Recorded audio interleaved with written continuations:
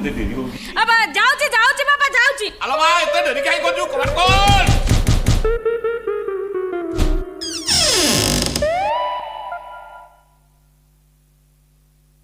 କବାଟ ଖୋଲିବାକୁ ଦେ। ଇରେ ହେଇ ଇଆଡ଼େ ଅନେଇଲୁ କ'ଣ ଝାଳନାଳ ତ ଅବସ୍ଥା ଅସମ୍ଭାଳ ଝାଳ।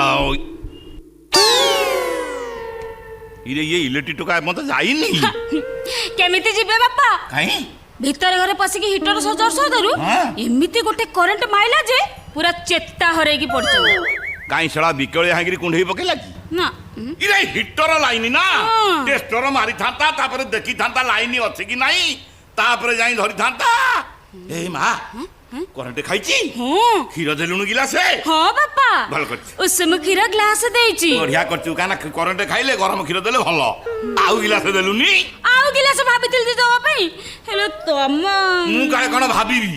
ଏଇଆ ତ ହଁ ବୋପାକୁ ଭାରି ଡର ତୋର। ଆଉ ଏଇବା ଷଣ୍ଢ ପୁଅ ଆମର ଏତେ ଉପକାର କରୁଛି ସାମାନ୍ୟ କ୍ଷୀର ଗିଲାସେ ପାଇଁ ମୁଁ ତତେ ପାଟି କରିବି? ମା ଦୌଡ଼ି ଦୌଡ଼ି ଗଲୁ ଆଉ ଗିଲାସେ ଗରମ କ୍ଷୀର ଘିନି ଆଣିବୁ। ଆହୁରି ଗିଲାସ ନେଇ ଆସିବି ସାଙ୍ଗେ ସାଙ୍ଗେ ଯାଉଛି। ଯା ଯା ଯୋଉ ଚୁଲି ଉପରେ ଯୋଉ ଗରମ ବଇଛି ଫୁଟୁଛି। ଶୀଘ୍ର ଆମେ ଭାତ ମାଇଲା କ'ଣ ଭାତ ଅଛି କ'ଣ କ'ଣ ହଉଛି? ଆଣବେ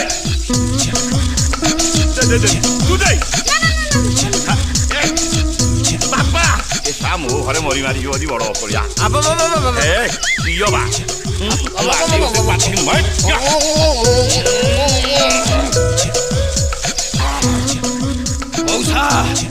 ତମ ଗାଈ କ୍ଷୀର ଏତେ ମିଠା ଘରେ ଯିଏ ପିଇଥିବ ନିହାତି ଏମିତି ଖାଲି ସେ ଦୌଡ଼ିବ।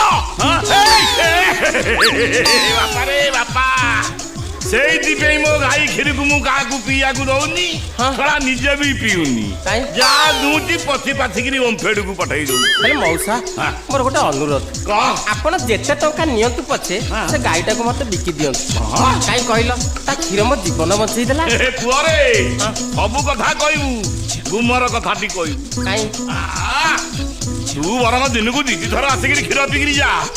ଗାଈ ବିକିବା କଥା କହିବୁନି। କାହିଁକି? ସେ ମୋ ଘରର ଲକ୍ଷ୍ମୀ ତାରି ପାଇଁ ମୋ ସଂସାର ଚାଲିଛି। ବାପା ସେ କଥା ମନରୁ ପୋଛି ଦେ। ଏ ମାସରେ କେତେ ଉଠିଛି ମତେ କହ। ଆପଣଙ୍କର ଏ ମାସରେ ଉଠିଛି କେତେ? 707 ଟଙ୍କା 69 ପଇସା ହେଇଥିବ। ସେ 69ଟାକୁ ତୁ ଜମା ଛାଡୁ ନଥିବୁ। 69ଟାକୁ ପଛରେ ଖେଚୁଛୁ ଆଉ। ଚିରକୁଟି ଧର ଚିରକୁଟି ଧର। ମା ରମ୍ଭା ଏ ମାସରେ କେତେ କରେଣ୍ଟ ଖାଇଲୁ କି? ଖାଆନ୍ତୁ ଅସୁବିଧା କ'ଣ ହେଲା? କେତେ କ'ଣ ଉଠିଲା? ମଉସା ଖାଇଲେ ଅସୁବିଧା କ'ଣ ହେଲା? ଶୁଣନ୍ତୁ ମୋର ଗୋଟେ କଣ୍ଡିସନ। ଆପଣଙ୍କୁ ମୁଁ କରେଣ୍ଟ ମାଗଣା ଯୋଗାଇ ଦେବି। ସତରେ? ଆପଣ ମତେ ଗରମ କ୍ଷୀର ଗ୍ଲାସ ନେଖା ଦେବେ। ଆଉ କ'ଣ? ଇଏ ବାପା ଇଏ ଗୋଟା କଥା ଗିଲାସେ ମାଗୁଛୁ?